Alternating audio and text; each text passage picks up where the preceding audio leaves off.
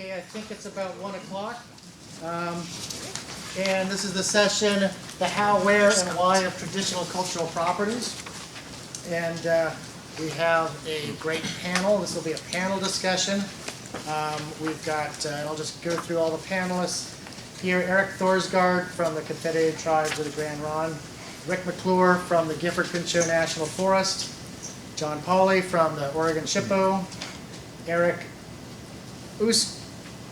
Oswevas. Sorry, I knew I was going to do that from. That's all right. Sorry about that.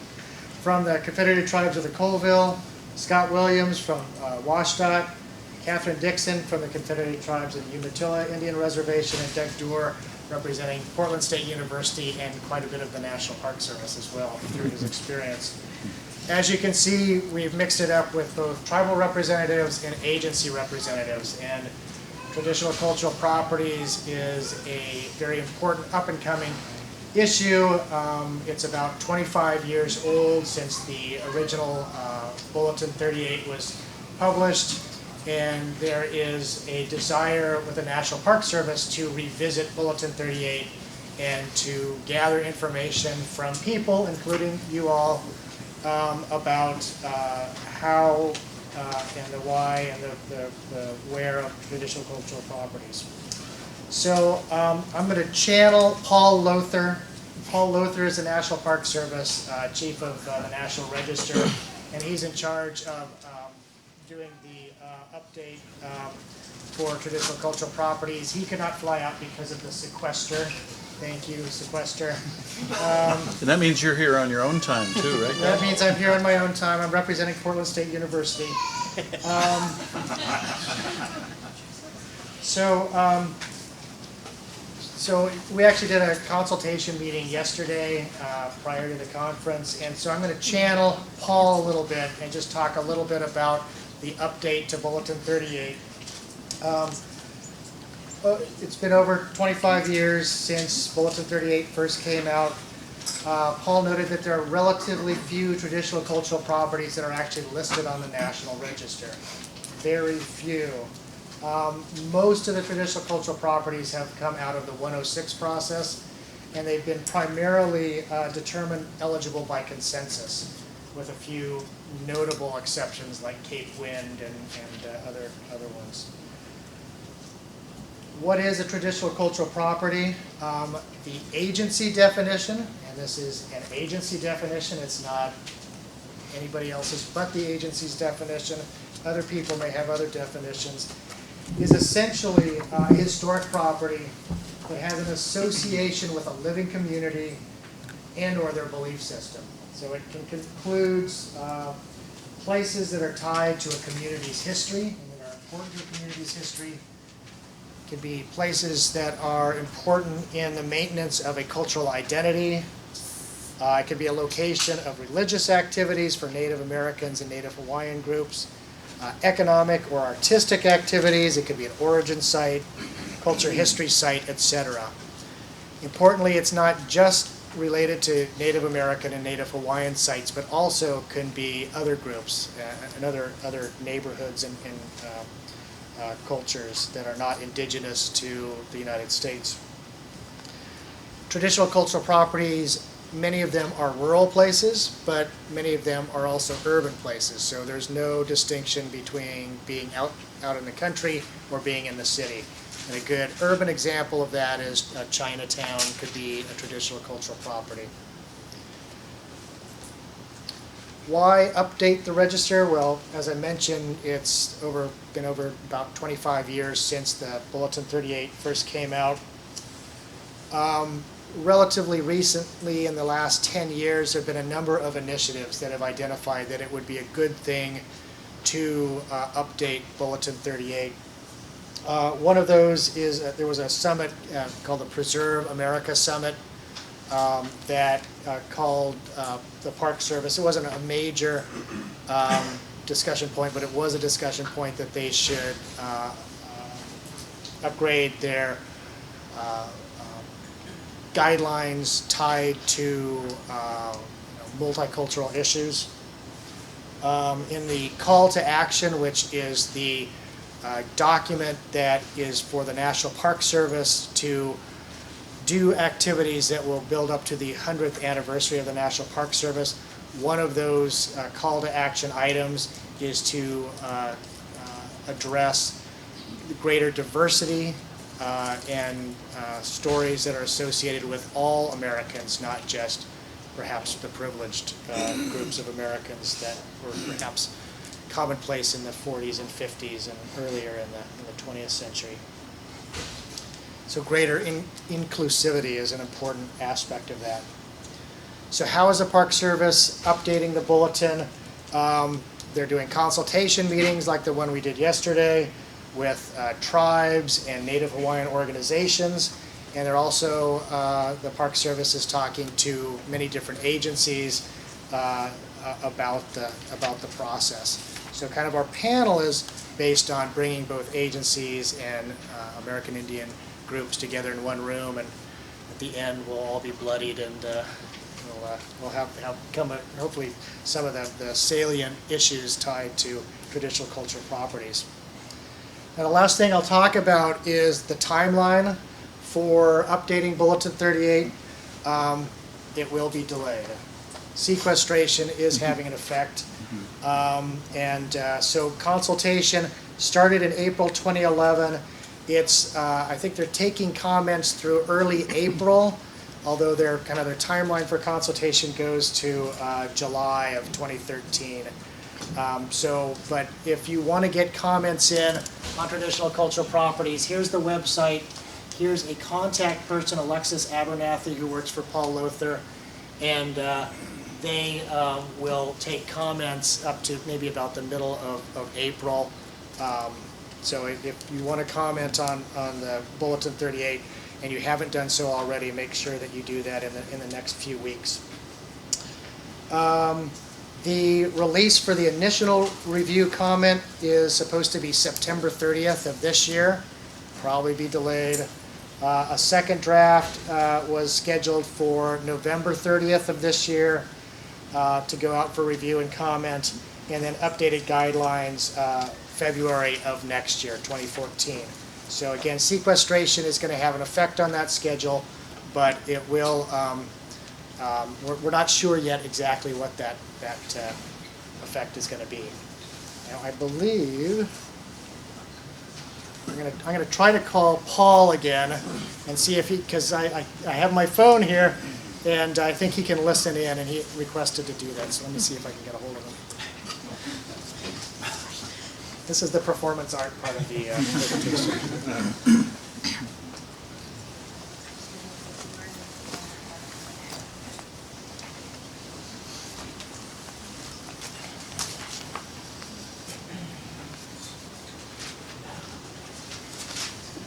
It was buzzing.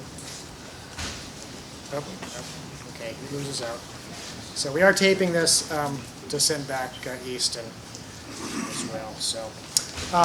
So starting with our panelists, start with Eric Thorsgard from the Confederated Tribes. I've asked each panelist to maybe speak for about 10 minutes and talk about issues that they've had with traditional cultural properties, perhaps with an example or two. Take it away, Eric.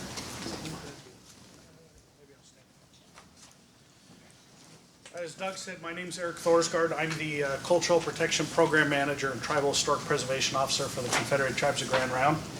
So to be honest, Grand Round's a terminated tribe that got restored in 1983, so our involvement with some of these things like TCPs is a little nascent compared to some other tribal communities who've been dealing with this literally since Bulletin 38 hit the wall. So for us, though, the biggest nexus that we've had is the involvement of two things. One, federally licensed projects that go on in an area where they want to create bounded space and basically create a TCP with a really hard line around it. This is eligible, that's not eligible.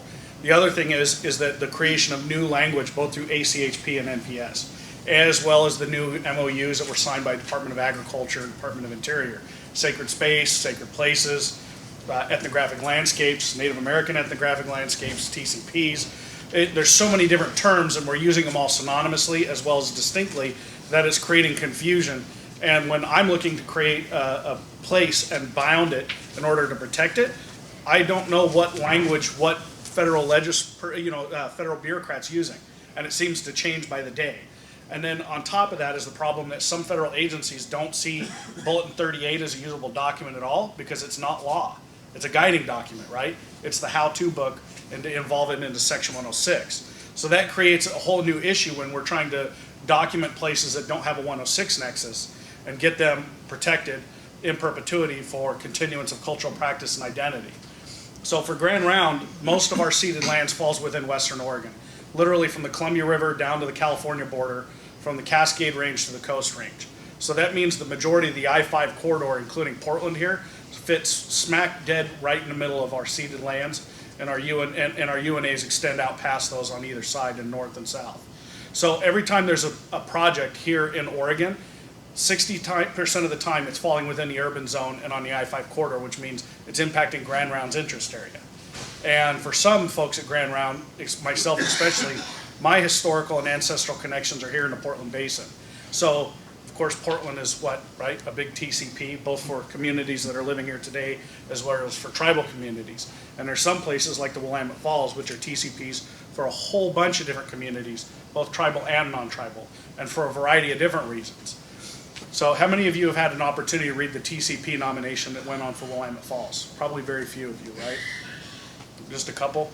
So you read it, didn't you, Dennis? Yeah, that's an interesting TCP nomination because that nomination focused exclusively on basically habitation of the falls post-treaties and right before the treaties, and was all about socioeconomic means. It had nothing to do with the actual meaning of the place, right? In the Chinook language, we'd call it Ikashik, right? The falls. That place was hugely important for my family because we're the ones that signed the treaty that gave it up. So for my family, it's like a personal one-on-one connection. And it has nothing to do with the fact that it was a trading and urban zone and the reason that it's important. The reason the place was important is because it was created by Coyote. Coyote created it as one of the first fish traps.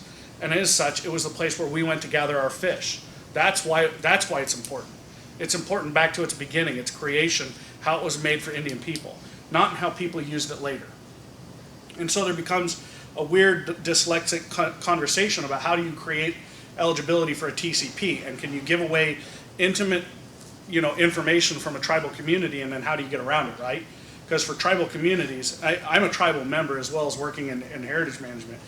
Every day we talk about a sacred place, I have to talk about things that weren't meant to be talked about to people that aren't supposed to know in order to protect something. So I destroy the integrity of it in order to preserve it. And inevitably, 90% of it doesn't get preserved because the federal government or state agency doesn't believe that bounded space, or that believes that bounded space has to become part of the conversation rather than open space. So Doug and I were talking about this earlier, the difference between a bounded space place and one that's more like a district, right? It's open and amorphous. And really, I think for me, the biggest question comes in is how to create that dichotomy and understand that they can be both, and they can be the same, and they can be different at the same time.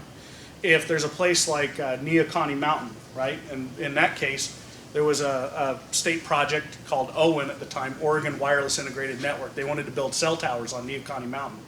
So I wrote them and said, hey, look, that's a sacred place. It's TCP eligible. We're probably going to need to have a conversation. They said, great, let's meet on this date. They came to my offices, but they showed up with like 3 lawyers and 2 archaeologists and the park manager and the OWIN executive folks, and I was like, what the hell?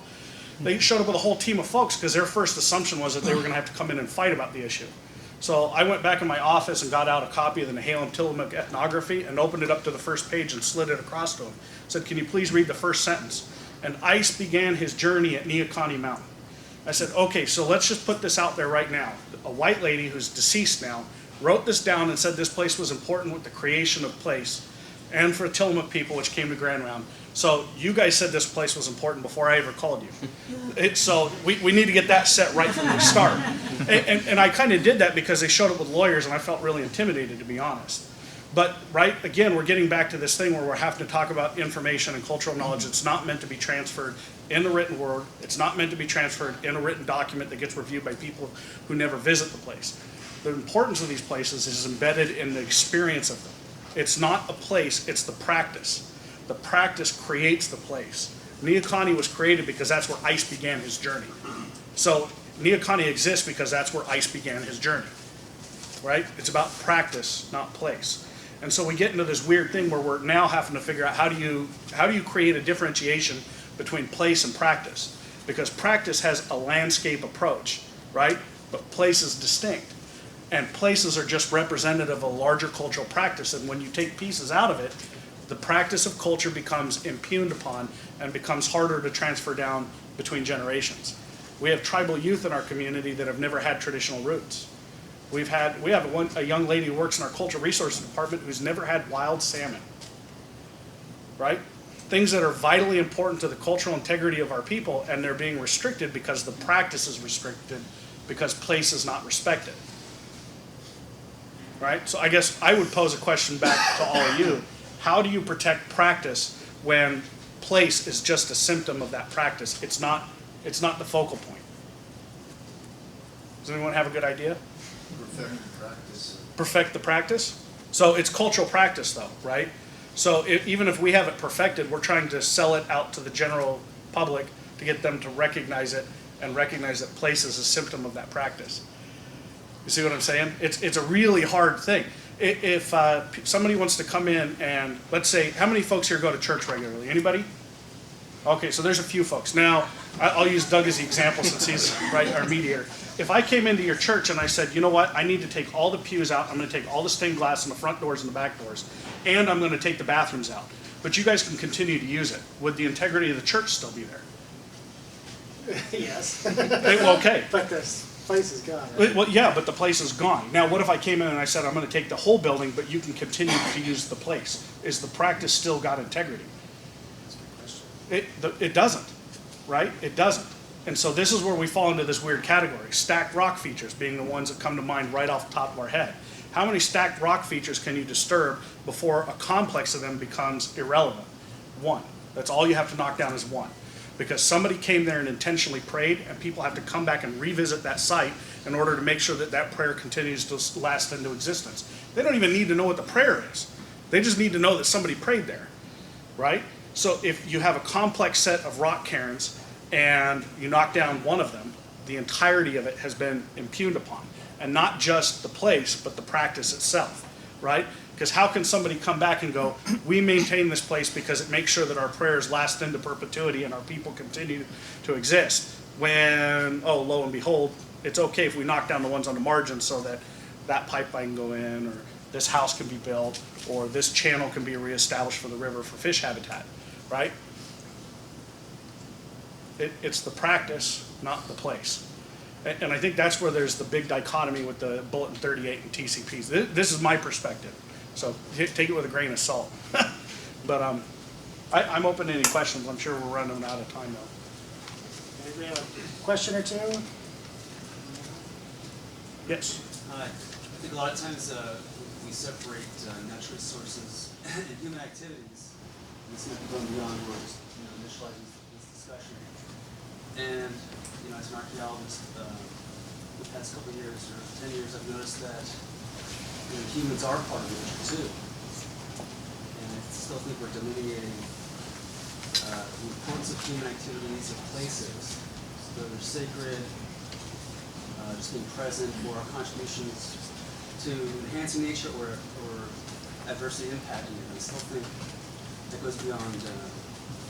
So you touched on two things right there, right? One is natural resources, right, which we as archaeologists have a tendency to think of as separate.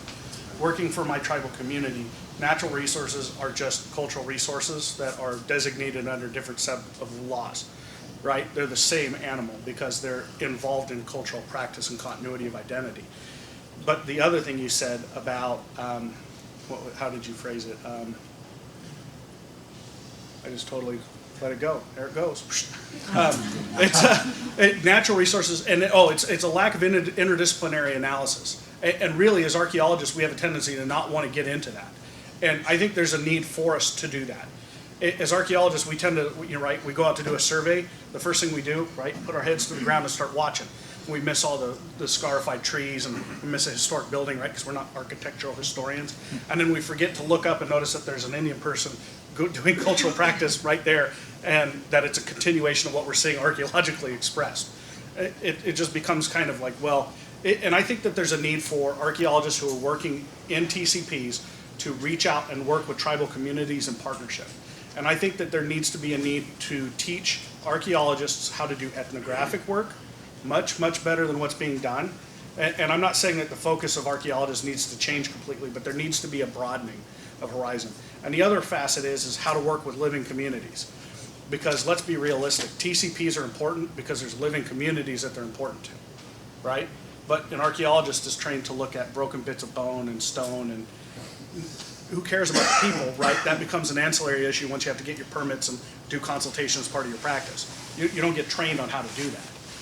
And that's a failing on the discipline, actually. So yes, sir.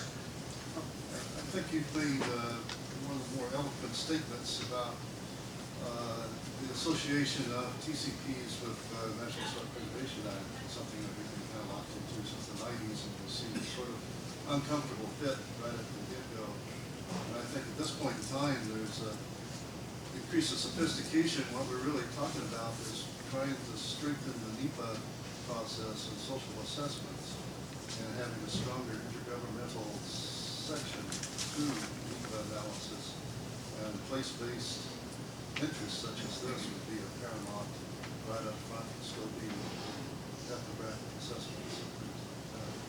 Absolutely. You know, I think NHPA and the facet portion of it that fits in with TCPs is not being brought high enough in the level and NEPA process to deal with these projects. And so, you know, archaeology becomes an ancillary issue attached to a project that has a NEPA qualification, when really it is the focus. Because it's not just for indigenous communities, it's for everybody in the community.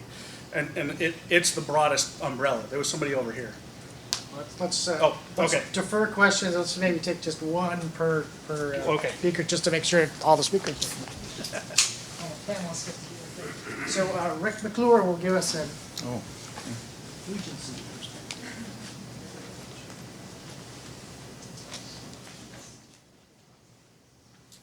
So while Doug's getting that up, I'll just introduce myself. Rick McClure. I'm from the Gifford-Pinchot National Forest. And what I want to do as an agency representative is just tell you how one national forest basically approaches the idea of TCPs. We've had this week our Forest Service Regional Archaeologists meeting. I did a much longer version of this this week for the Forest Service. So I had to condense that down to 10 minutes here. But we have quite a few case examples we've amassed. I'm going to touch on 2 case examples in this presentation. First, to orient you where the Gifford-Pinchot National Forest is, it's essentially just across the river. And from Portland, you can see at least one, maybe more, TCPs on the GP from here. So we run from the Columbia River down here, actually the scenic area, down here to Mount Rainier National Park in the north, just to orient you there. So our approach to TCPs goes back to about the time Bulletin 38 was written. We were working on, throughout the region, forest land management planning. Every national forest was to come up with a management plan, an EIS that supported that. And so our plan in 1990 involved meetings with representatives of the different tribes that have a relationship with this piece of the landscape, this 1.5 million acres of landscape. And sat down with tribal representatives and collected information about the places that they felt were special and important. And so those meetings ultimately resulted in a document that had statements by tribal members. We had a whole section in this document that talks about living cultural traditions. And this statement is from the document itself and kind of reflects the sentiment and the approach to how we might approach something like TCPs. And the document specifically mentioned Mount Adams as a sacred place. So before the sacred sites executive order was signed, we used that term here because it came directly from the tribal people. That's how they worded it, and that's how we reiterated that in the document. So to take that the next step, the forest plan says we're going to treat these places specially, we're going to consider these kinds of places on the landscape in our land management practices. So the next step for us was to do a more detailed study of what potential TCPs would be out there. So we contracted with Archaeological Investigations Northwest in 1995 to conduct this study. And AINW had basically as their lead Yvonne Haida, Bob Boyd, of course John Fagan and Joe Reese were involved, several other people, and they hired tribal members to conduct oral history interviews with tribal members from the two tribes that we deal with primarily, the Confederated Bands and Tribes of the Yakima Nation and the Cowlitz Indian Tribe. So the result of this project, which involved 2 years of work, it involved field trips out onto the landscape with elders, many interviews, some of which were transcribed, resulted in a list of 256 potential TCPs out there on that 1.5 million acres. So I'm going to talk about 2 of those places, 2 out of 256 places. 2 cases that are sort of in progress right now and are examples of management of TCPs. So that's really the focus of what I'd like to touch on, is the management of TCPs. Case 1 is a place that we call La Huila Tla, or when I say we, cultural resource realm and tribal elders. La Huila Tla. How many people in the general public would know that name? How many people have heard the name La Huila Tla? Good, good. Well, you guys don't count. But how many of you have heard of Mount St. Helens? Everybody's heard of Mount St. Helens, right? Well, that is now considered a TCP. This is an incredible landscape feature. Not the first time a volcano has been nominated or listed on the National Register of Historic Places. The precedent-setting case that some of you may be familiar with is Mount Shasta in California, along this line of Cascade volcanoes. So the name La Huila Tla, which is from the Sahaptin or Ichishkin, simply means smoker. That's the best translation we have, and that comes from Virginia Beavert's dictionary that came out a couple of years ago. She's got an MP3 of her pronouncing this that we've been using to kind of educate people how to pronounce that name. Well, the importance of La Huila Tla culturally to the Cowlitz, to the Yakima, is tied to origin tales of the people. So if you look at the guidance in Bulletin 38, it mentions connection with origin tales, oral traditions that talk about the beginnings of a people and their connections to that landscape. And it's tied in with a story that involves all 3 of these volcanoes. La Huila Tla, Tahoma, Mount Rainier, and Pato, Mount Adams, which is shared. Part of it's in the Yakima Reservation, part of it on Gifford-Pinchot National Forest land. And I should say at the onset, we began this project to look at the significance of this as a TCP as part of a partnership with the Cowlitz Indian Tribe. We have an MOU with the Cowlitz Indian Tribe that talks about how we'll work together and how we'll do projects together. And we sat down to brainstorm what kind of projects could we do interdisciplinary with the different departments that would be of value to both of us, that would have a benefit to both of us. And they said, you know, how about a traditional cultural properties nomination to the National Register of this place on the landscape, which is so important to us. So I'll talk a little bit more about that. Well, first of all, we have this MOU with the tribe. We look for partnership opportunities. What they were seeing time and time again over the years since the 1980 eruption of Mount St. Helens is that the geological significance of the place had risen to the forefront in terms of why this place was important. That's what the media talked about all the time. That's what National Geographic did on their specials. That's what Globe Trekker talked about in their specials. Everybody talks about the geological significance of the mountain, but the cultural significance was completely lost. It was lost in our interpretation at our visitor centers. It was lost in the talks that our interpreters were giving to the general public. And so they felt, well, it's time to bring that cultural significance back to the forefront. And whereas with some TCPs, you have a situation where you've got information that needs to remain confidential and the places need to be protected and preserved without broadcasting the information to the general public. The Cowlitz tribe in this case said, we want to do this quite the other way. We want the public to know about the cultural significance of this place so that they will respect it in that way.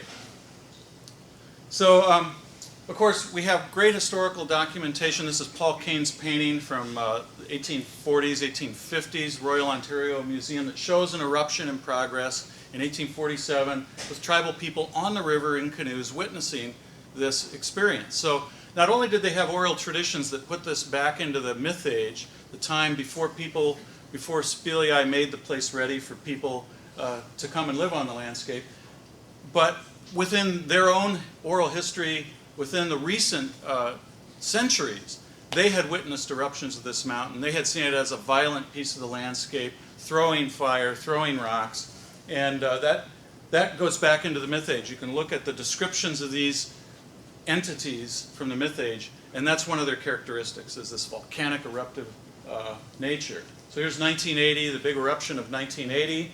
So here it is living up to its tradition, living up to what it appeared in the past. Here's what it looks like today. And if you look at this perspective of the mountain, post-eruption, where that lateral blast came down to the north, this view is close to what you see from the west.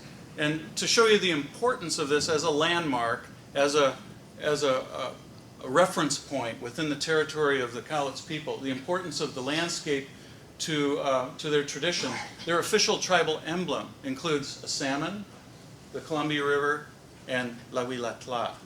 So there's no denying its importance to the tribe today as an important place on the landscape. And that's a critical point with Bulletin 38. It has to have relevance and use today. So one of the big problems, or one of the big challenges, I would say, that people are presented with in terms of TCPs and nominating TCPs is boundaries. And that was a big issue with Mount Shasta, the case in California. The boundary was actually changed over time from lower on the mountain to higher on the mountain. Well, here we agreed from the beginning, and this was based on ethnography, ethnohistoric accounts about the spiritual power of this place, that the spiritual power was primarily from tree line up, from that bare space, that subalpine, from about 4,000 or 5,000 feet in elevation up.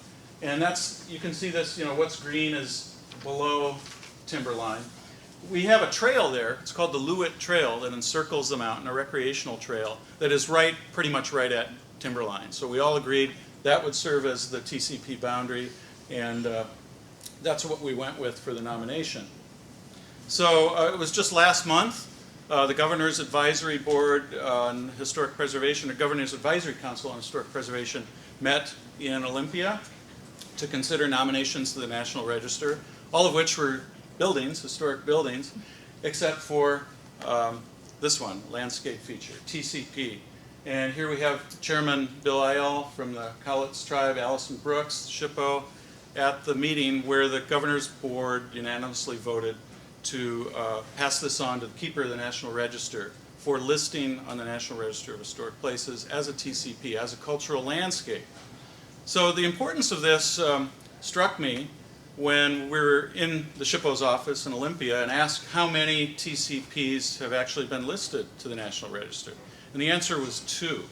One of them, and this is in the state of Washington, one is Snoqualmie Falls, important to the Snoqualmie people, and I assume some other groups as well. And I'm not really sure what the second one was. I didn't get that information back to me from that. So that's only 2 listed on the register, and I don't know how many in Oregon. We're going to hear from John Paulie on that. But to me, that's surprising. How many years, Doug, did you say it's been since we have Bulletin 38 in place? 25. 25, and only 2 listed so far out of how many places out there on the landscape? It surprised me. So this is going on to the keeper, and hopefully within 2 months we'll have this actually listed. From a management standpoint, the one thing that came up, and only one thing really cropped to the surface in terms of potential conflicts with the listing, and that was the USGS. The U.S. Geological Survey seemed a little panicked about whether their monitoring stations out there, which are critical to understanding predictability of future eruptions of the mountain, whether they could still have their monitoring stations out there. And the tribe really had no problem with that at all. They didn't feel that that would compromise the cultural values of the place. These are small, benign, and essentially portable facilities. So there's one case example. I'm going to move to case number 2 in my last 5 minutes. And this involves another landscape feature. This is a landscape feature that we don't have a native name for. We don't have a tribal name for. So we call it by its English names, the Pole Patch area, Pole Patch Huckleberry Fields, which are located on the Cowlitz Valley District. It's on the north end of the Gifford-Pinchot National Forest, south of Mount Rainier National Park. So this particular TCP relates to a sacred food. And the way tribal elders have explained it to me, tribal foods equal tribal land, or sacred foods equal sacred landscapes. So the very place that produces a food that is considered sacred should be considered sacred as well. And here you can see I'm overlapping the use of the term sacred and TCP, but I'm trying to use the words that tribal people have used to me. So the issue with this in terms of management as a TCP is this landscape, due to Forest Service fire prevention activities over the last 100 years, has resulted in tree growth in a landscape that was managed by Native people with fire to promote the growth of the sacred resource. We have only recently recognized the error of our ways, and so the Forest Service was encouraged by the Cowlitz tribe to manage this landscape to bring the berries back into productivity, to benefit not just tribal people but the local community as well. So the issue here with tree encroachment is we've got to get rid of the trees because they're shading out the berries, which reduces the productivity of those berries. So we're proposing thinning, timber harvest, and prescribed burning. This is the TCP, a map of the TCP. Kevin, if you're there, thanks. Kevin, thank you. Kevin Flores generated this map. He's the one that's been working on this particular case. What you see is a 7,700 acre TCP that essentially captures the habitat of huckleberry. The high ridge lines that were burned over by natural fire and human created fire. And what you see in blue here are proposed treatment areas where thinning is going to remove those trees and bring back the productivity of the berries. And hopefully in the future we can expand those treatments to include the whole TCP, which has not yet been evaluated. We haven't mapped the whole thing out yet. So that's another case example. And we are going to draw upon our successes with another TCP that we've managed. This was a project that my wife Cheryl Mack worked on for several years that involved an environmental assessment of a proposal brought to us by the Yakama Nation. They had for years been telling us we need to manage this berry field, which is closer to Mount Adams on the south end of the forest. And we have a long history, good documentation of this berry field, the Sawaswakath berry fields, also known as the sawtooth berry fields. Great documentation of historic use, specific families, and we've worked with tribal representatives and family descendants of people who were essentially raised in these fields to come up with plans to reestablish those berry fields and bring productivity back into place. So we've started implementation on this. 2011, 2012, we did prescribed burning. We also did commercial thinning and hand burning out there. And the really great thing about this is a picture from our 100-acre prescribed burn in an area where we had found at the National Archives evidence that this was the last place on the Gifford-Pinchot National Forest that Native people set fire before the rangers began stopping them from doing that. And these people were just, you should have seen the grins on their faces saying, we are putting fire back in the place where we knew it had been before. So just two case examples of management of TCPs, and my time's up.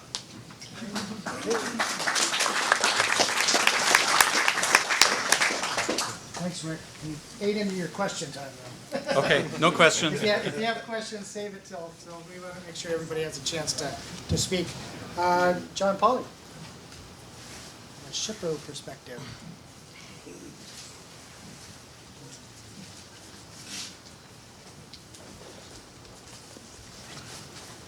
My name's John Paulie, and I'm going to talk about the SHPO perspective. Before I do that, I just wanted to give a little bit of background on myself. Like many people in this room, I'm an archaeologist. I spent a lot of time working for contract companies a number of years ago.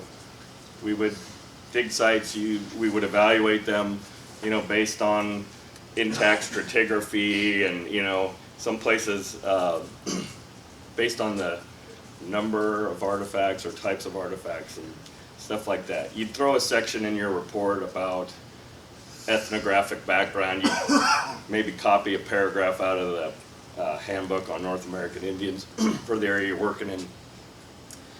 And after having that experience, I was able to work for a tribe for a number of years. And while I was there, I kind of looked at things a lot differently. And one way I wanted to explain this, and I'm just thinking of, you know, what the folks have been saying here ahead of me, but yeah, I had access to some privileged, confidential information at times. But a lot of the stuff that I was using to help enhance the archaeological discussions about areas I was working were available to anybody. So I want to put that out there, that there is information out there. And I'm going to plug a good friend of mine, Don Shannon, who's sitting up here in the front.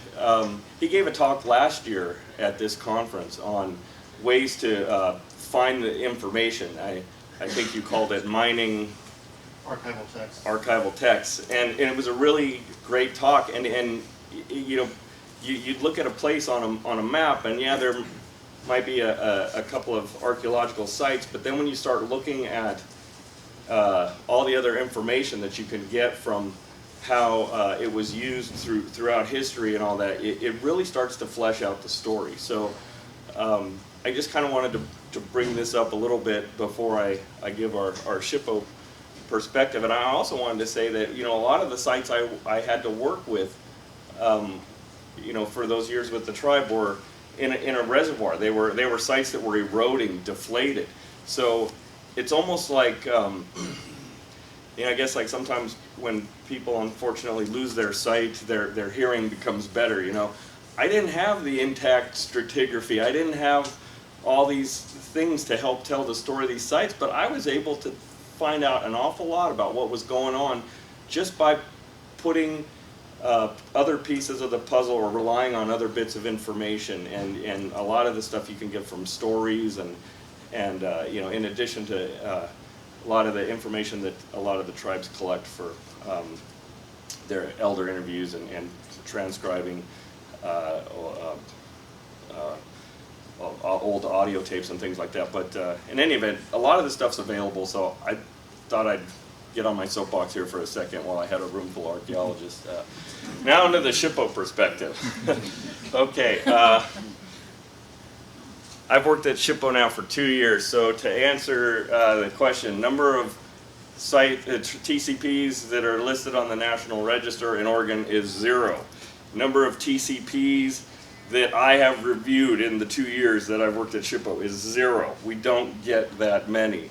So we would like to see more, and I'll try and talk a little bit about that. This is our library. So the left side, we've got about 30,000 archaeological sites recorded in Oregon. Those are all where we keep all our site files.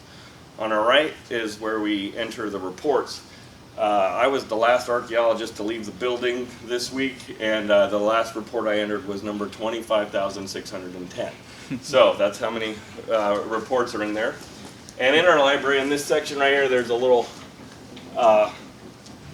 piece of paper taped to one of the shelves, which says all reports on the TCP shelf require tribal permission before issuing to researchers. This is one way we deal with them. We get reports, TCP reports from tribes, and they say, we don't want any researchers to have access to these until they've talked to us first. So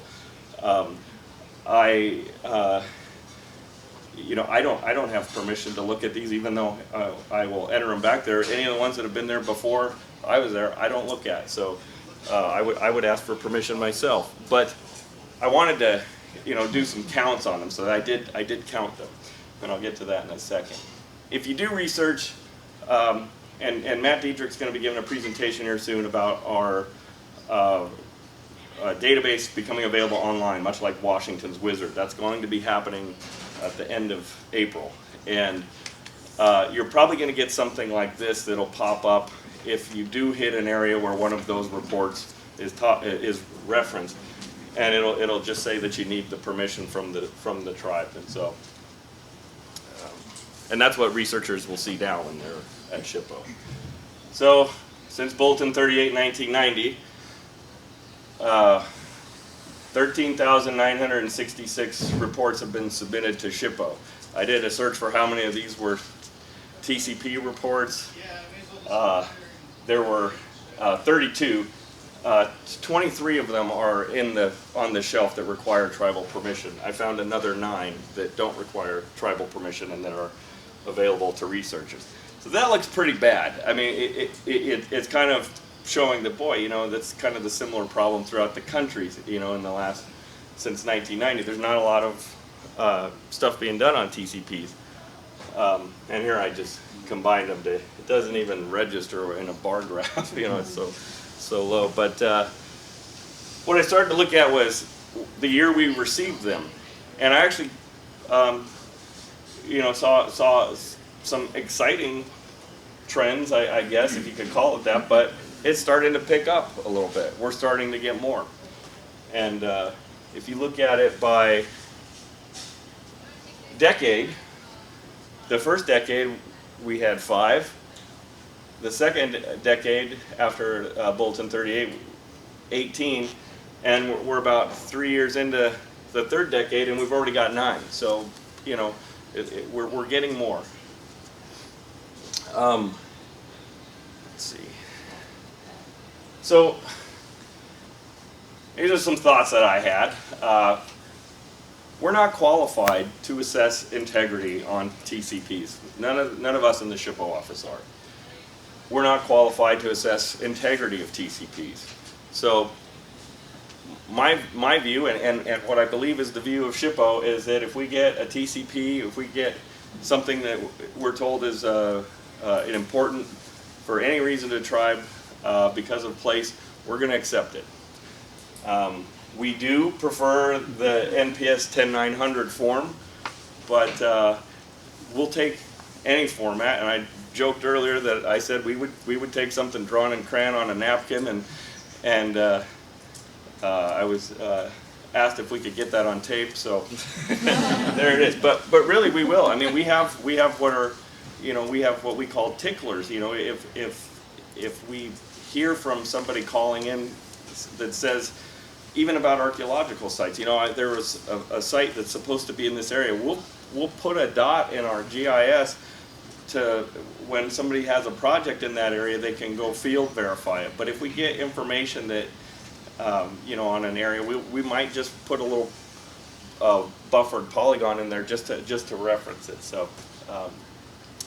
Regarding boundaries, I looked online at some of the comments that folks have already had on Bulletin 38, and the author of the first Bulletin 38, Tom King, on boundaries says, define them if they're useful, ignore them if they're not. That makes sense to me.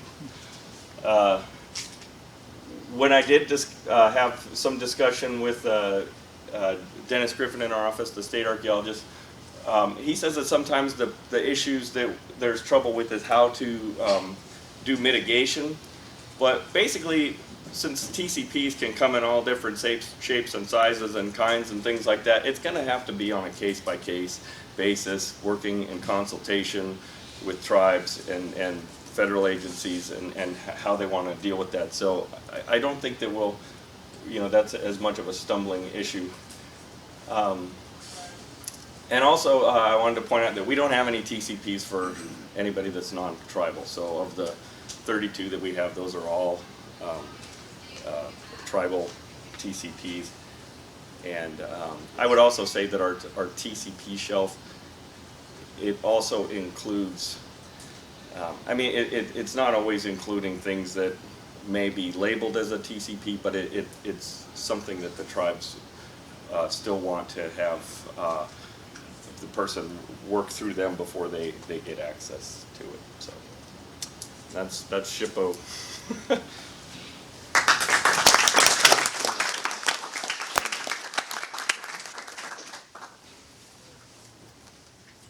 We're going to keep moving on because I want to make sure everybody gets a chance to present before we do more questions. But Eric Osgivon. Awesome.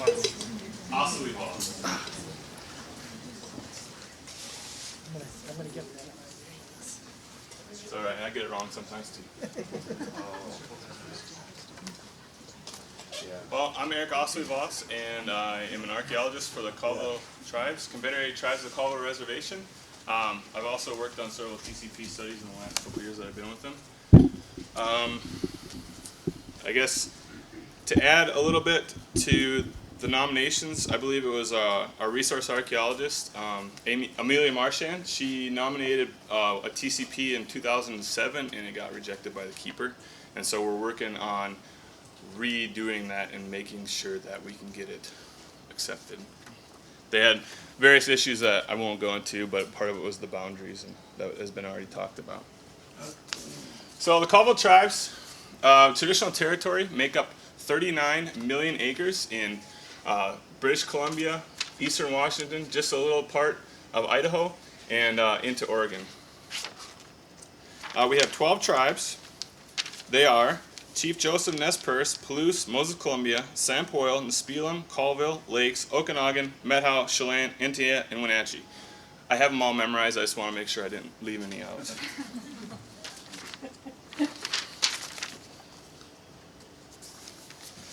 This is the boundaries of the current reservation. It's now 1.4 million acres. Our program manager likes to say that it's about the size of Delaware.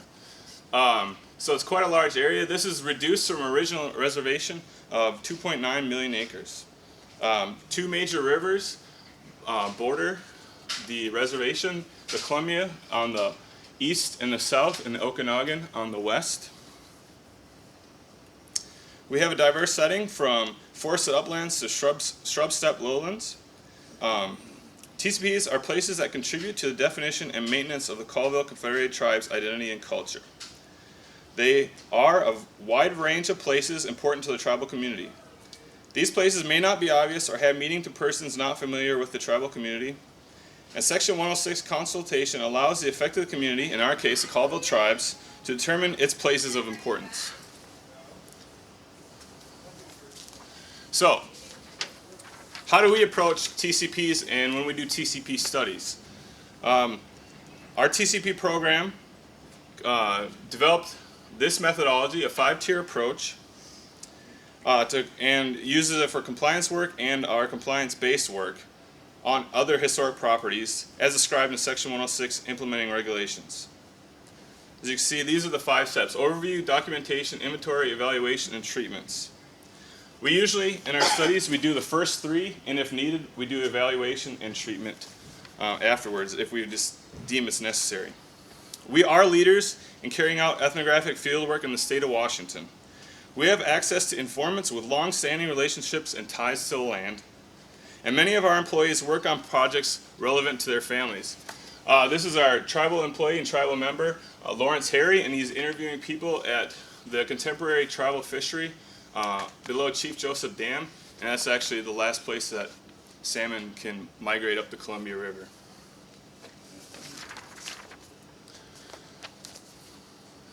Should pop up.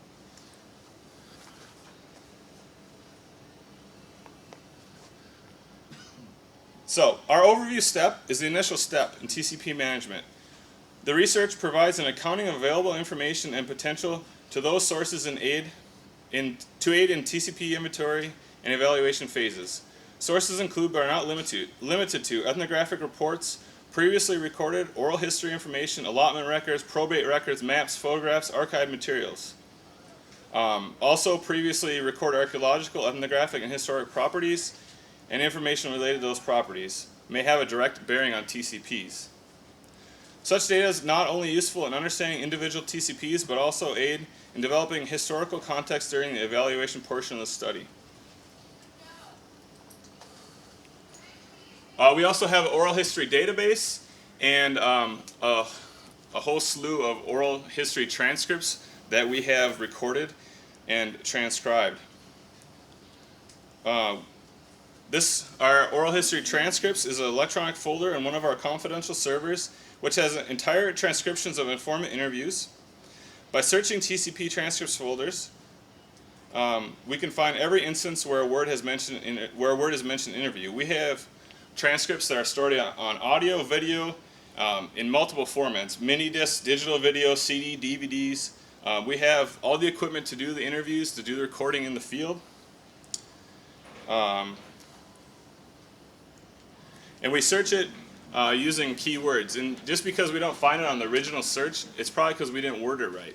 You know, a lot of these traditional words are transcribed incorrectly, and we find that when you're looking at traditional place names. So there might be multiple spellings for a word, and you have to try and think of all the spellings so you can get it right, because the person saying it might have one definition or one way to spell it in their head, but the person who's transcribing it might spell it another way because that's their own interpretation of it and might be misspelled. So we have to think of all the different ways to try and look for it. We have almost 1,300 oral history files at this point. The oldest narrative is from 1889, and the oldest recording is from 1958. So this is the more fun part of the process. It's documentation. Documentation is gathering oral information from tribal members.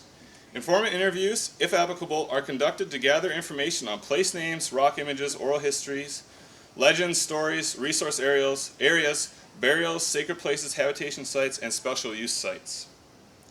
This work is undertaken to provide additional information on potential TCPs already identified and to document additional properties. Field trips may be taken with tribal elders for detailed information or to gather technical data needed to address such matters as legal descriptions for properties and property boundaries.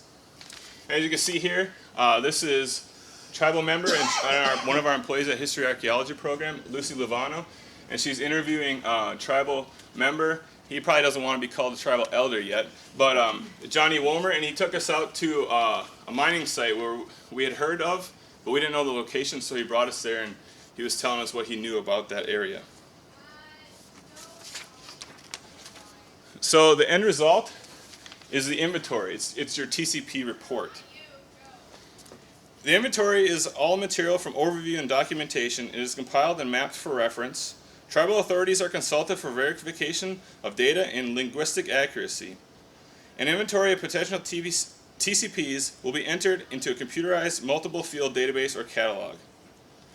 And the final two tiers are implemented when necessary, which is evaluation and treatments. Evaluation places the properties in a historic context for evaluation of significance of the sites.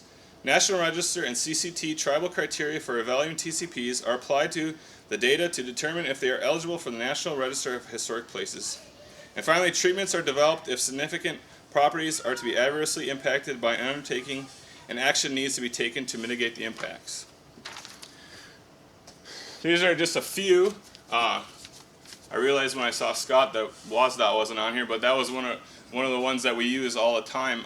Still, when we have projects with WASDOT, we did a roadside inventory of a lot of the roads throughout the reservation and nearby the reservation that we used, and Scott's archaeologists use.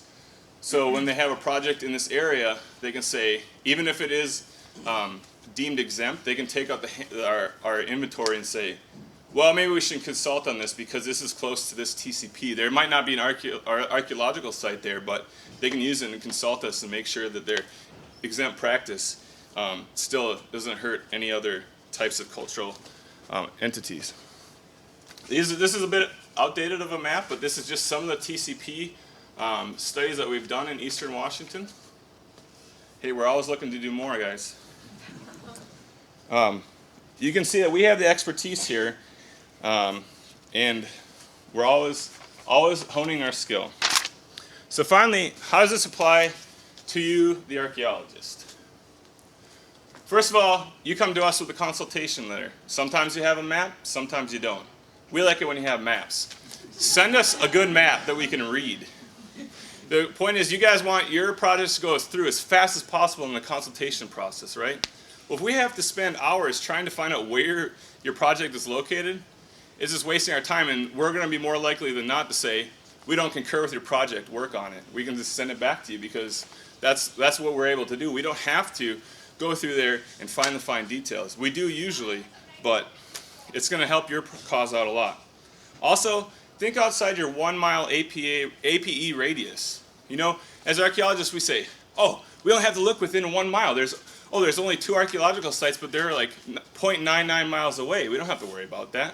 Think outside the box. If there's ethnographies that say, well, there's fishing location is 2 miles away, go ahead and mention that, because it's showing us that you're making an effort. Also, a lot of times we get TCP reports that'll say no TCPs.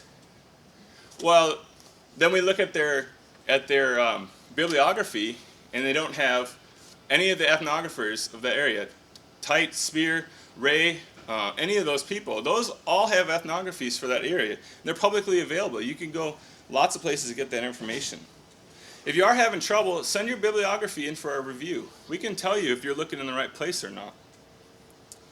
Like I said, and this is kind of what John Paulie, he kind of stole my thunder on that. These are publicly available. But check these ethnographic sources for potential TCPs, like fishing locations, campsites, place names, gathering areas. If you know this area as a gathering area, yeah, it's a TCP. People are still using it to gather roots today. And like I said, be considerate. Try to make an effort. Just don't say no TCPs. Just give us your report. Make the effort, and we'll work with you on it. We're not out to get you. And if necessary, you can talk with us to schedule necessary interviews with tribal informants. A lot of people say, well, what do you look at? What is a TCP? Well, I don't know. I'm not a tribal member. I'm here to act as the agent of them, and we can talk to tribal members that this is important to. And remember, we're talking about 39 million acres here. And more importantly, just asking the tribes to provide information is not how Section 106 process works. It's the agent's responsibility to identify historic properties, including TCPs, that a proposed project and undertaking may affect.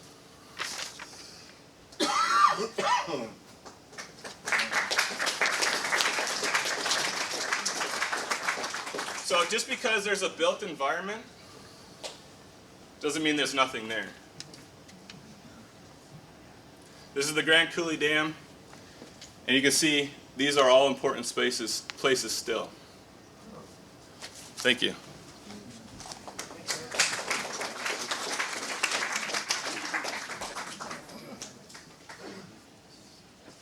I think we're up to Scott.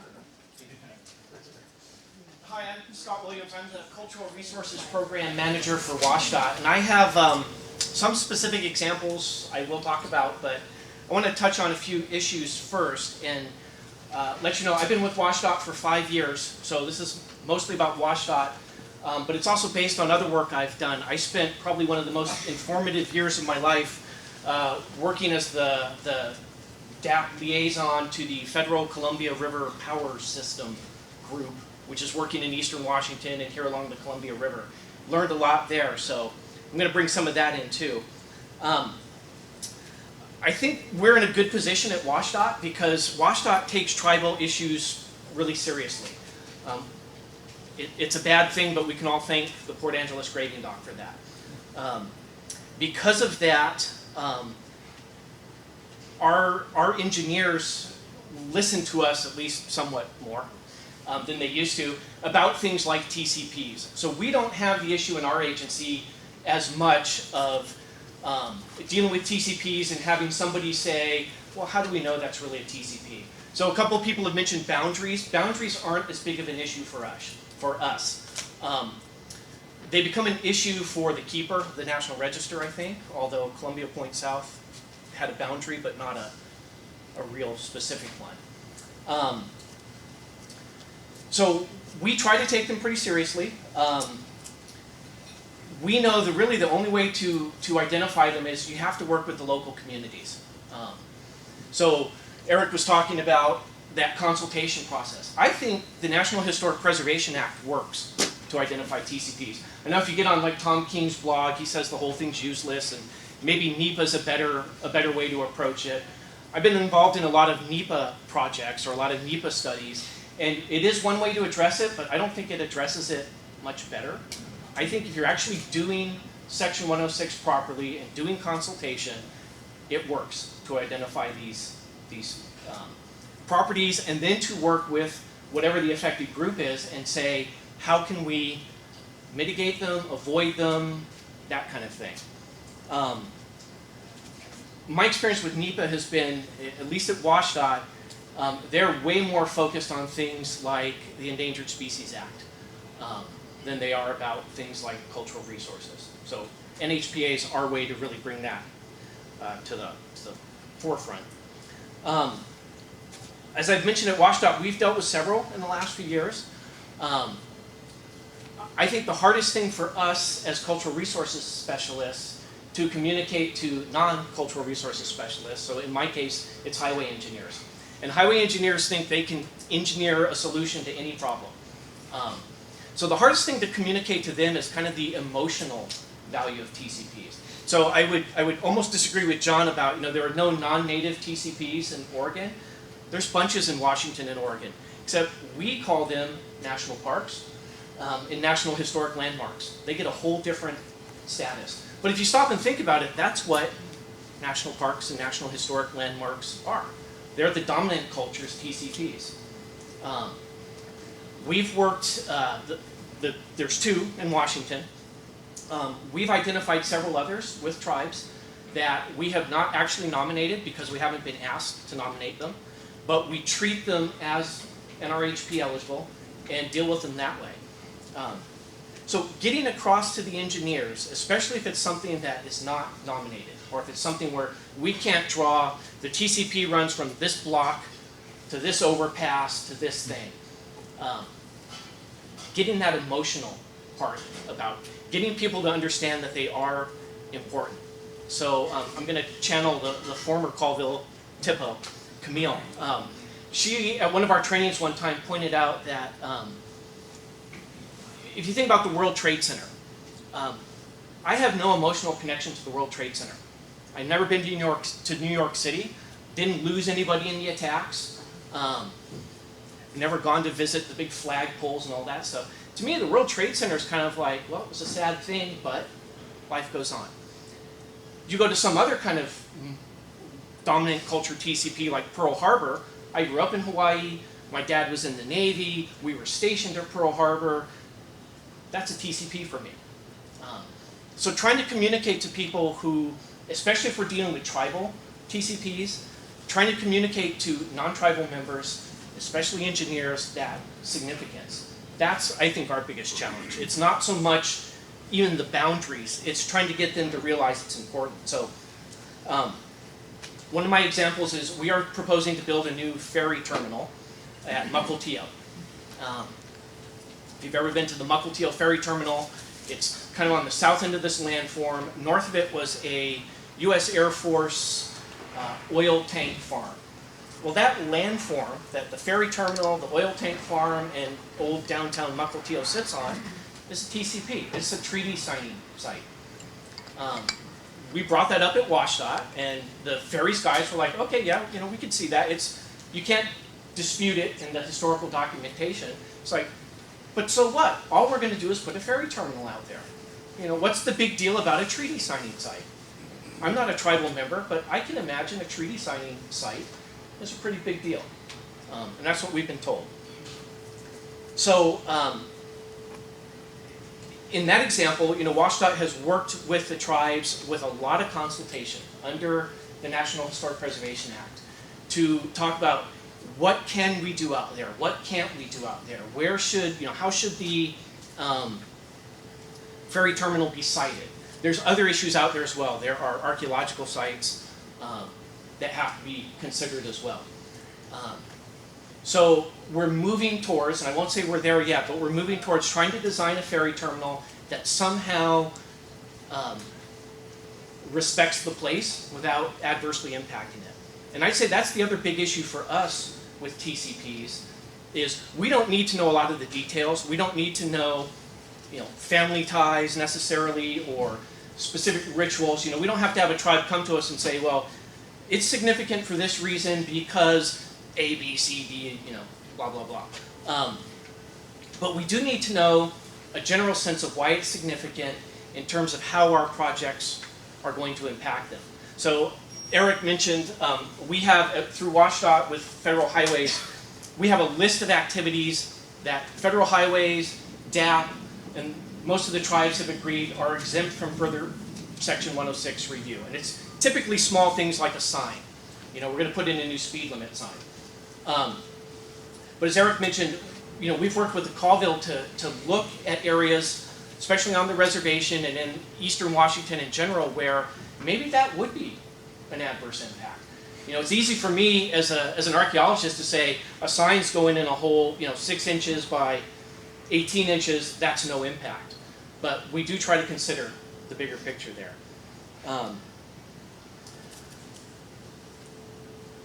We've done a lot of work on Foster Island in the Seattle area. So any of you who are from, or who ever drive through Seattle, the SR 520 floating bridge, or the Arboretum there on just south of UW.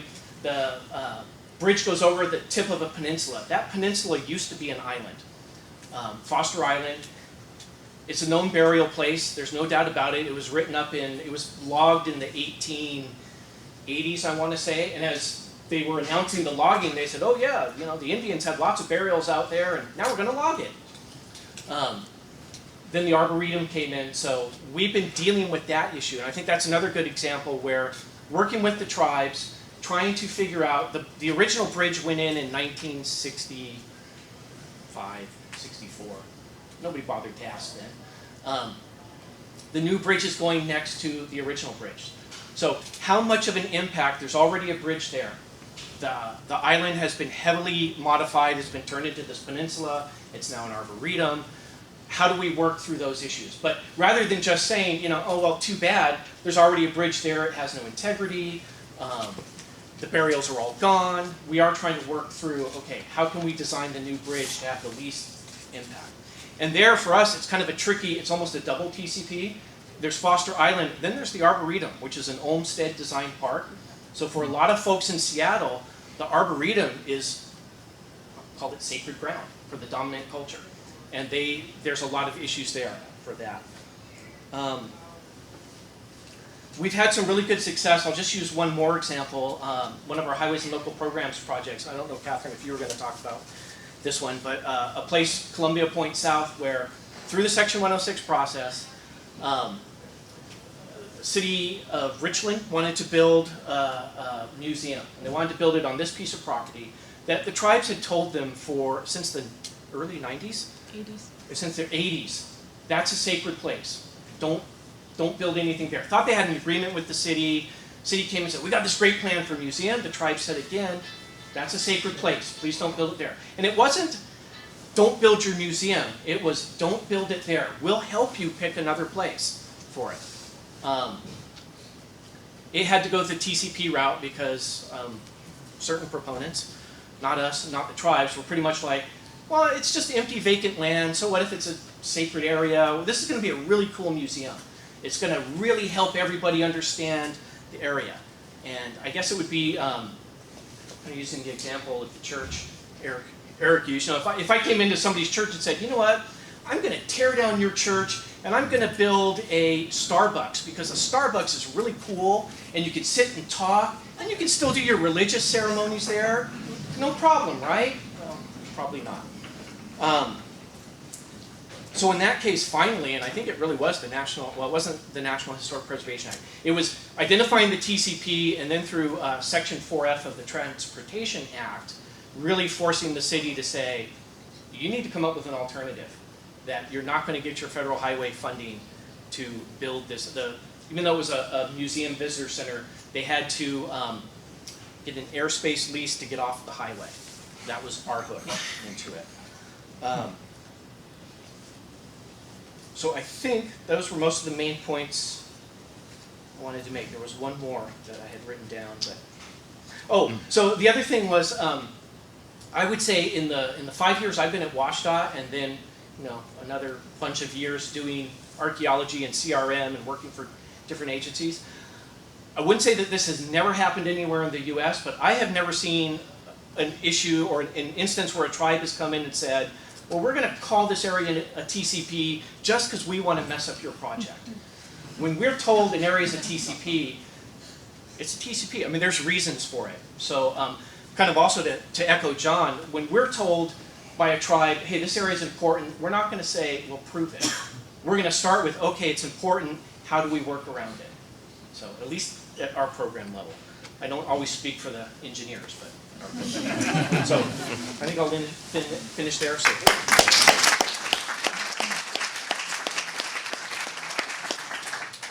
Katherine Dixon from the Umatilla. I don't quite know where to stand, but I'll try here. So as Doug said, I'm Katherine Dixon. I was trained as an archaeologist, and I've been working for the Confederated Tribes of the Umatilla Indian Reservation for 15 years now. And as Scott mentioned, I was involved in getting a property formally determined eligible for the National Register in Washington, also in Oregon, a traditional fishing site formally determined eligible. The Umatilla tribe does not want their traditional places listed in the National Register because you lose some of the confidentiality that way, so we usually go the formal evaluation route. And what I interpret my job to be is to use whatever laws are out there to protect what's important to the tribes. And you know, there's been some talk about NEPA today. NEPA doesn't have any confidentiality clauses. So you share something in a NEPA process, it's out there. So that's a huge shortcoming when I hear people say, well, NEPA's much better suited to this. Well, it might sort of in a big picture be, but in terms of addressing the concerns of the tribes, that's a huge problem right there. So I apparently misunderstood. I thought that Doug wanted us to speak about difficulties with Bulletin 38. So that's what I'm going to talk about a little bit. You guys can then ask questions about whatever specific examples you want. And kind of like Scott, I don't really think there's anything wrong with Bulletin 38. The main problem with addressing traditional use in the 106 process is that the 106 process wasn't really designed to do that. We're trying to shove round, holistic properties into square building foundations. I'm not saying that we shouldn't do it. It's the best law that we've got to, but it's definitely not the best fit. And as I said, I'm an archaeologist, and we're all treating you like you're all archaeologists too. And archaeologists know that it seems like criterion D was tacked on to the end of the criterion list without anybody realizing that it meant the National Register form should change to accommodate other kinds of properties, and that staffs in agencies should change as well. And we saw that over time, that eventually agencies hired archaeologists. But dealing with traditional sites in this way is even worse. There is a line that's in the National Historic Preservation Act clarifying that historic properties of religious and cultural significance to Indian tribes can be listed in the National Register. That's great. However, there's no real guidance on how to fit them into those square building foundations that the whole law was built on. However, that's what we do, and Bulletin 38 is what we've got. My problem with it is how it's implemented. As we've all noted, it was written a long time ago, before even that line was put into the law. And it spends most of its time convincing us that traditional places exist and that they can be eligible for the National Register. And I feel like we've sort of moved beyond that, and we need more guidance. They don't spend much time in Bulletin 38 explaining how it's going to work. The most important thing in Bulletin 38, if you're trying to evaluate a site, is that a property is eligible if A, the cultural practices or beliefs are rooted in the community's history, and B, the cultural practices or beliefs are important in maintaining the continuity of maintaining the continuing cultural identity of the community. So those are the two things that when I work with an agency, they always go to. Those are the key words you put in all your reports talking about why this place is important. So what are the problems that we encounter when we're working with agencies regarding historic properties of religious and cultural significance to Indian tribes? Many of you have heard my rant that I prefer to use the term used in the law rather than TCPs, partly because a law is more important than a bulletin, and historic properties of religious and cultural significance to Indian tribes are limited to Indian tribes. We get all the time agencies saying, well, you know, TCPs are not just tribes, and we never said that they were. So I see one of the main problems is that there are no Secretary of Interior standards for ethnographers or cultural anthropologists, or whatever it is that you want to call them. I believe that having such standards would be advantageous in that it would show that ethnography and properties of cultural significance are important. We've actually put some thought into this, and that people have to have some qualifications. And then I think that would lead to there being ethnographers or sociocultural anthropologists at the agencies, SHPOs, National Register, Advisory Council. And then that would give us someone else to talk to. You know, there are rock stars in certain agencies. We've got the Rick McClures who just get it. We've got Scott who probably gets it but also says, hey, I don't need to know. You know, what you told me is enough. But we don't have those folks everywhere. And so if they had someone in their office who they could go to and say, you know, they say this thing's important, it just doesn't make any sense to me, I think it would be really helpful in broadening other people's worldviews. Or, as Scott was saying, he tries to translate stuff to their engineers. Sometimes that's what talking to an archaeologist about a traditional site feels like. Another major problem that we encounter is boundaries. We've had problems with agencies, SHPOs saying, it's too big. You can't have something that big. We always say, well, where is it anywhere that it says there's a size limit on what a historic property can be? Well, it's just not, it's not tenable. We can't work with that. So that can be really frustrating. We're having a lot of issues now about ownership. It's like you can only formally determine something eligible if it's on your agency land. You can't say anything about this neighboring land. So that's a real problem we're dealing with right now. A lot of times, you know, one of the big problems is that when we talk to tribal members about a place, you know, and what's important to you about this place, or, you know, here's this little project, what's important to you? They start out here talking about things. It's kind of like what Eric was saying about, you know, the big area of Portland.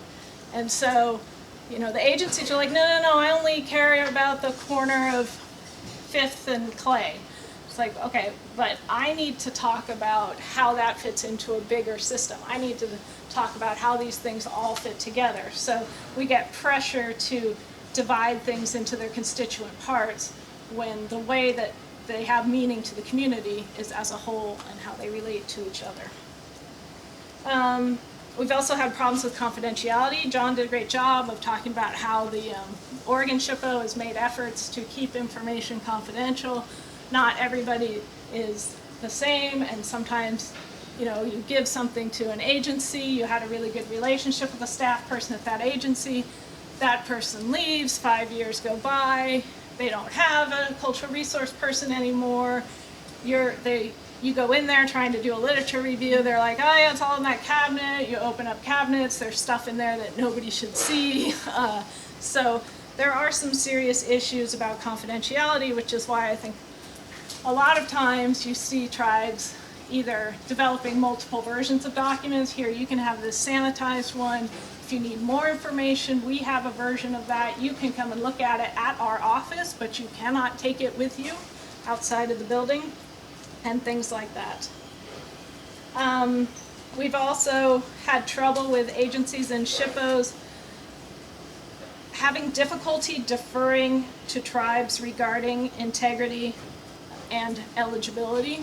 All of the guidance that's out there basically says if a tribe tells you it's important to them. But even though these agencies, SHPOs, whatever, don't have any specific knowledge to contradict what's presented to them, they'll say, you know, that's just not good enough for me. And so I think a fair amount of the problem is ethnocentrism.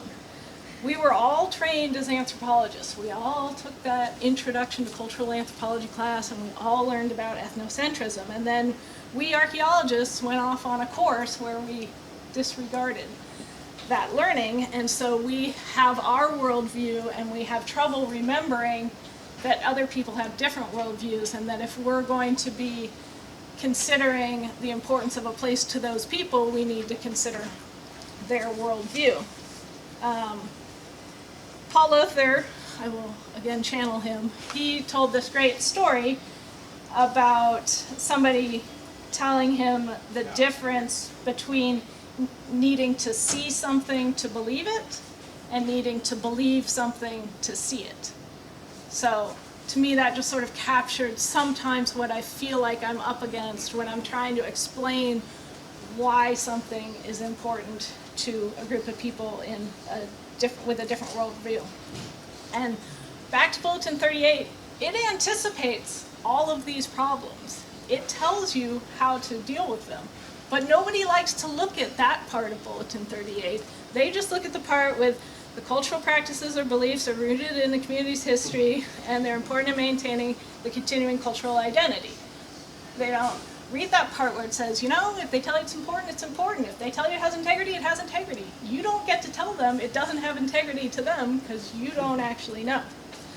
So I recommend that rather than rewriting Bulletin 38, the NPS and the ACHP should be working on guidelines to help all of us in cultural resource management to better protect these important resources.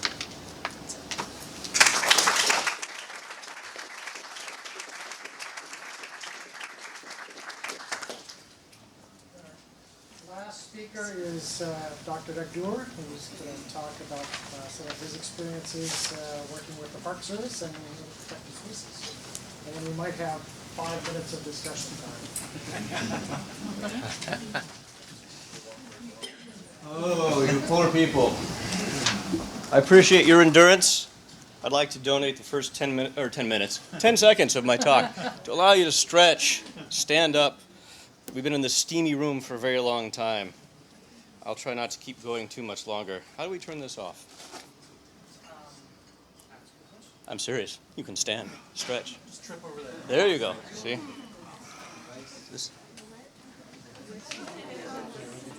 But promise me that you'll sit back down. All right.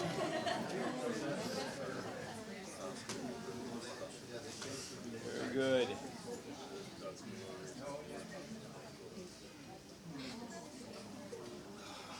All right, 10 seconds are up. Sit down.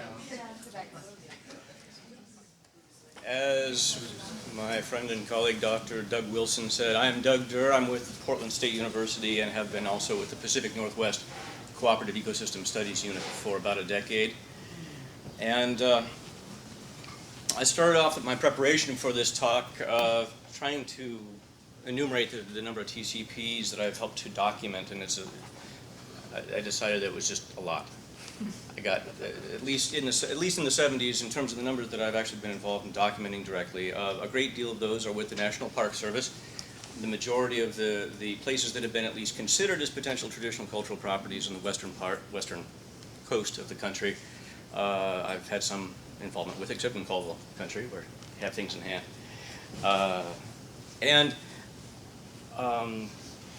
Often the Park Service doesn't have a whole lot of support or money. It's sort of an unfunded mandate in a way to document traditional cultural properties.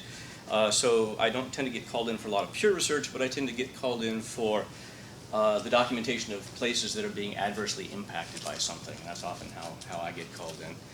Cruise ships creating wakes that wash away shorelines in places that are sacred to the Hunut-Tlingit people, or people, if any of you were at my talk this morning, people skittering around on the rocks at Joshua Tree on petroglyphs and pictographs in Vision Quest areas.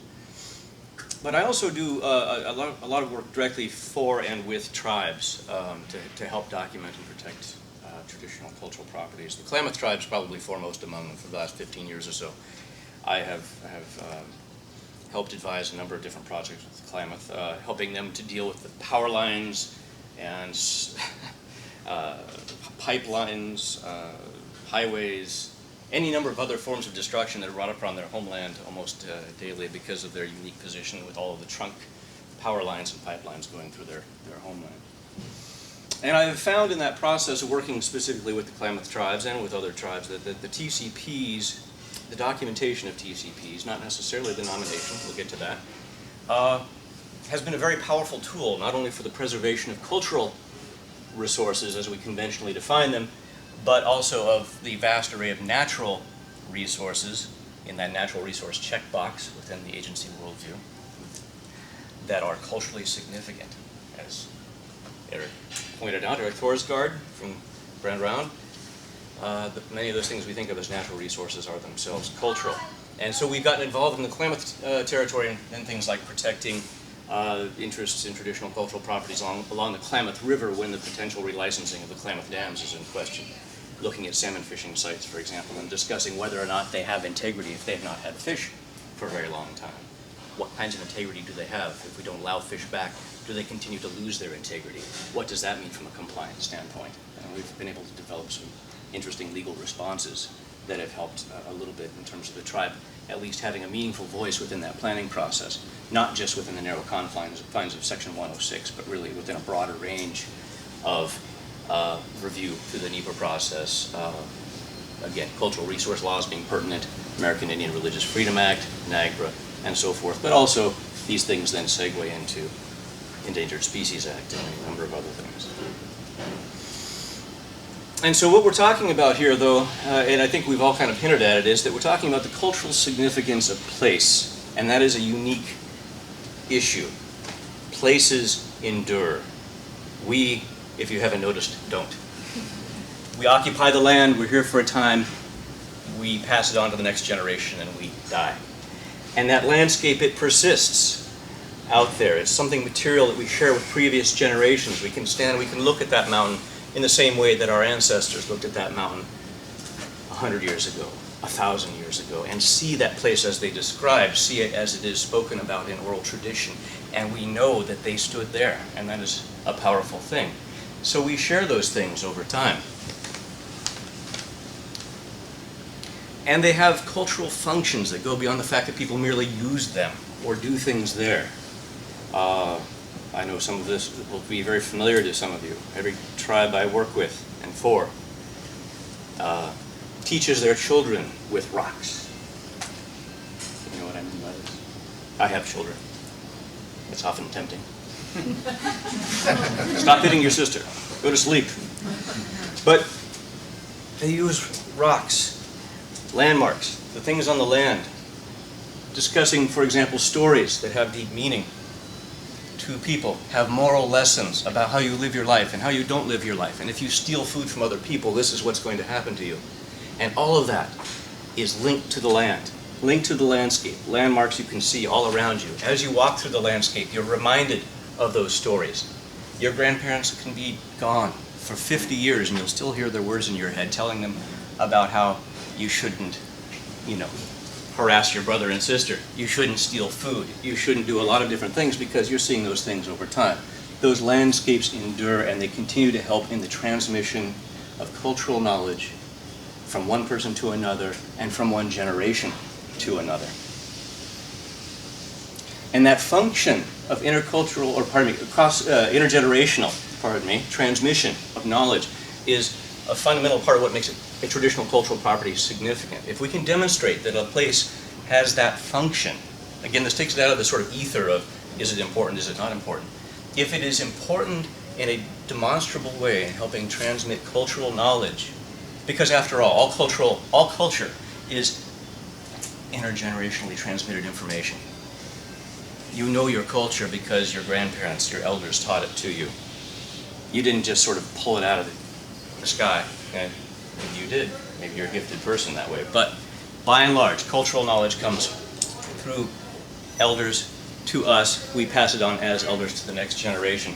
So if you can demonstrate that the landscape plays a role in that linkage, that is a critical thing. And that's something you can get your hands around a little bit more, methodologically. It's a little easier. And so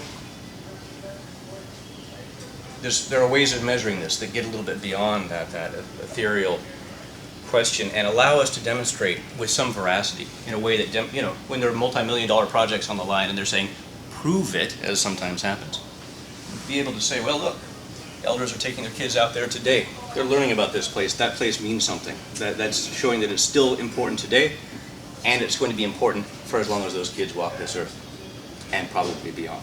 So, the issue of boundaries. When I've gotten called in on all these projects, boundaries are very tricky. I wish we could ignore them, but usually we can't. The keeper of the register will bounce them back to us if we don't define boundaries. But also, again, getting back to that hypothetical, or not so hypothetical, multi-million-dollar project with a pipeline about to go right through your sacred site. They say, where are the boundaries? Tell us now, bulldozers are rolling. You have to make some calls about those things, and it's very difficult because the concept of boundary defies what we're thinking about. We think about the idea that somehow we can step this side of a boundary and a place is as significant as any sacred place in your territory. You walk this way across the boundary 1 foot and you can run a bulldozer through it and everything, anything goes, right? In reality, cultural significance is distributed broadly across the landscape in a traditional tribal territory. The territory of our host here, who has ancestry all through this Portland Basin. Every part of this basin has some significance. Your ancestors walked there. They lived there. They died there. Their ashes, their remains are in the soil. Their stories come from this place. You can't say that there's no part of your traditional homeland that somehow lacks significance. It's nonsensical. And to some extent, this behaves like what we would call a topological surface in the mapping world. Like a topographic map. We had some up here earlier. We have peaks and valleys of significance across the landscape, but it would be nonsensical to say that we found a place that has no elevation. Every place has elevation. Some have more, some have less, within a traditional tribal territory. There are places that have great importance, there are places that have somewhat less. The loss of integrity can contribute to that loss of importance. You're standing in the middle of the, Target parking lot, this used to be important, lost some integrity. It's really hard to sort of view it as a peak in this respect, but it's still important. And so those issues, the question then is, well, how do you draw a boundary around it? If we have something more concrete, a mountain, where's the boundary of that mountain? Mount Hood, we're looking at Mount Hood. How would you draw a boundary around it? Is it here? The tree line? Tree lines make sense, but well, maybe it's further down. Or maybe if we're getting real experiential about it, maybe standing here in Portland, you can see that mountain. Maybe that's part of that experience. Those boundaries inherently are going to have to be somewhat subjective if we're dealing with a continuous surface rather than presence or absence. So boundaries are tricky, and hopefully this new Bulletin 38 sorts some of that out.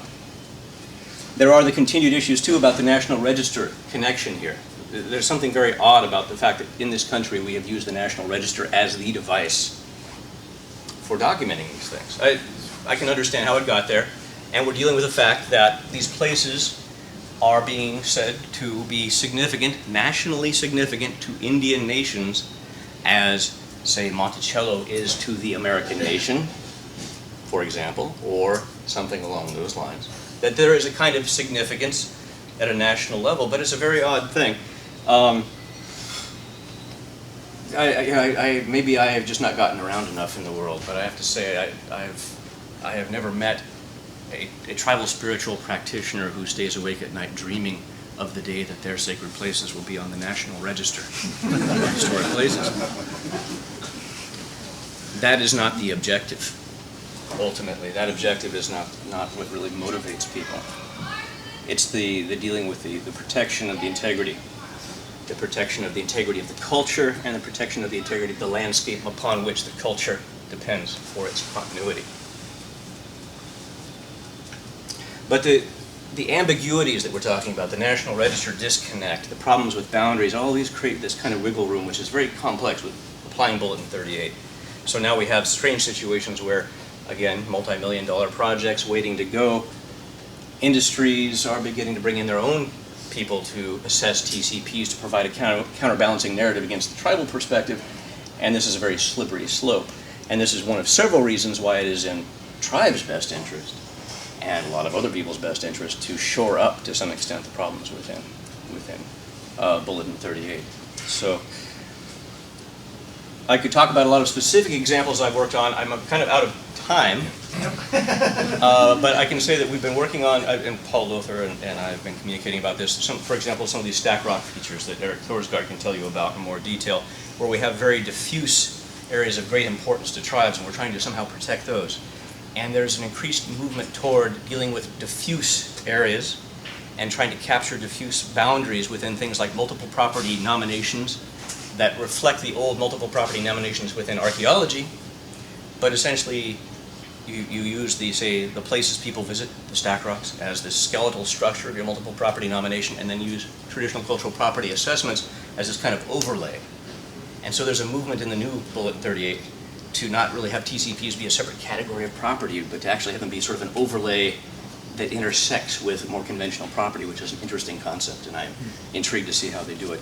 But there is a lot on the line.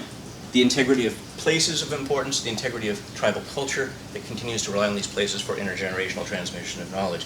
And so let us all hope that these wise people who are rewriting Bulletin 38, looking directly at the camera,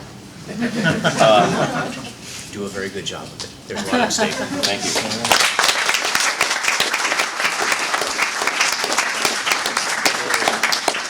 Thank you so much for coming today and listening to our panelists.